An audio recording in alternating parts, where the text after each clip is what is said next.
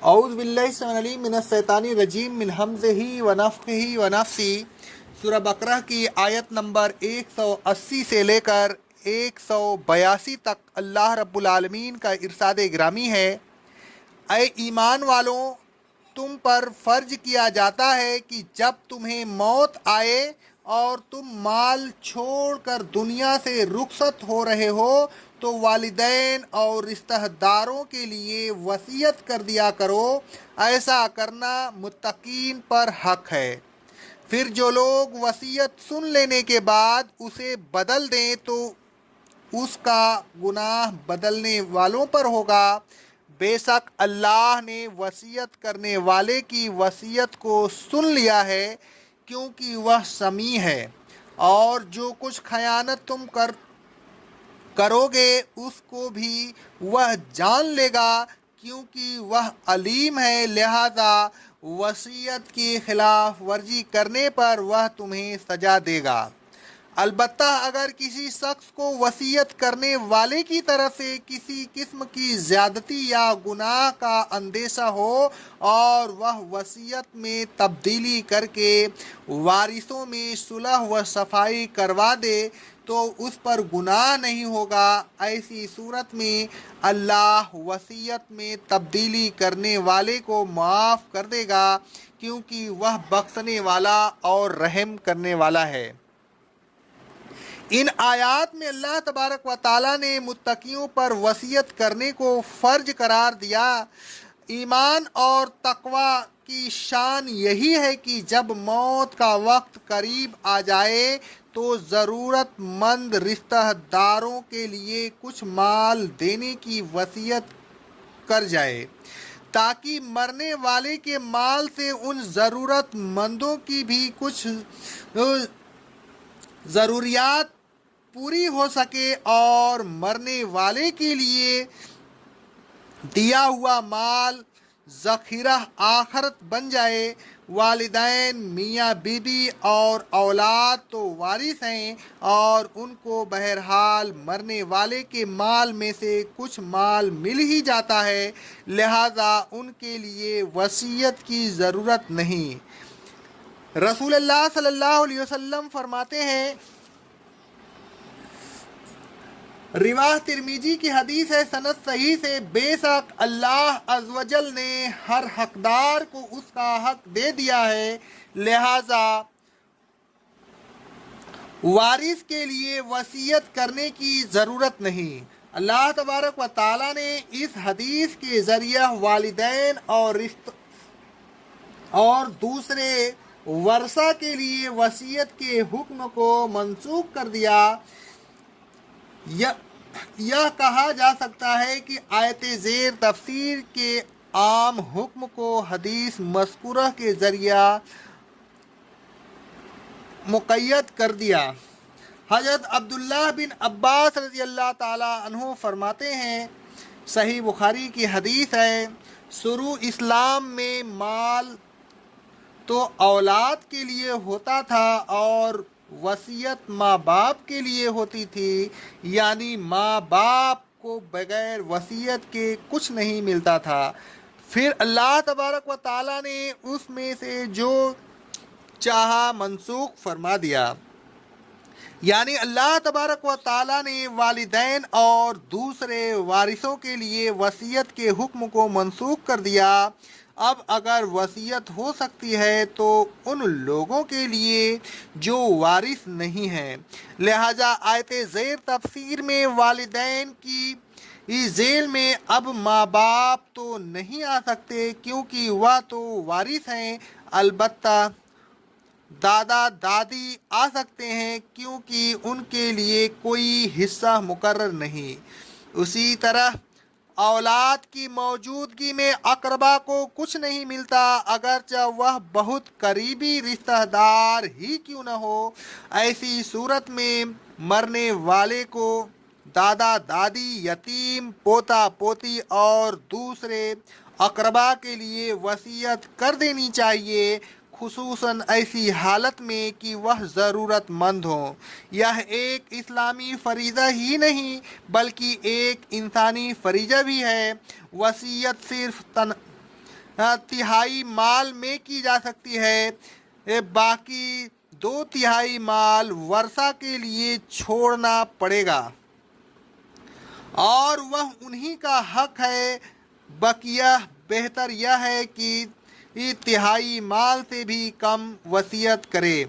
हजरत साद रज़ी अल्लाह ताला अन्हो ने अपनी बीमारी में रसूलुल्लाह सल्लल्लाहु अलैहि वसल्लम से अर्ज किया, सही बुखारी की हदीस है, मैं अपने कुल माल को वसीयत कर जाऊं? रसूलुल्लाह सल्लल्लाहु अलैहि वसल्लम ने फरमाया, नहीं। उन्होंने कहा, 2/3 माल की वसीयत कर दूं? रसूलुल्लाह सल्लल्लाहु अलैहि वसल्लम ने फरमाया, नहीं। उन्होंने पूछा, निस्फ माल की वसीयत कर दूं? रसूलुल्लाह सल्लल्लाहु अलैहि वसल्लम ने फरमाया, नहीं। उन्होंने पूछा, तिहाई माल की वसीयत कर दूं? रसूलुल्लाह सल्लल्लाहु अलैहि वसल्लम ने फरमाया, तिहाई माल की वसीयत कर दो, अगरचा तिहाई भी बहुत है। अगर अपने माल में से कुछ माल की वसीयत करनी हो तो वसीयत को फ़ौरन तहरीर करके अपने पास रख ले। रसूलुल्लाह सल्लल्लाहु अलैहि वसल्लम फरमाते हैं, सही बुखारी की हदीस है, किसी मुस्लिम आदमी के लिए यह जायज़ नहीं कि अगर उसको किसी चीज़ के मुतालिक वसीयत करनी है तो 2 रातें भी ऐसी गुजरें कि उसके पास वसीयत तहरीर शुदा न हो। वसीयत का पूरा करना इतना ज़रूरी है कि अल्लाह तबारक व ताला ने जगह जगह वर्षा में मीरास की तकसीम से पहले वसीयत पूरा करने का हुक्म दिया है।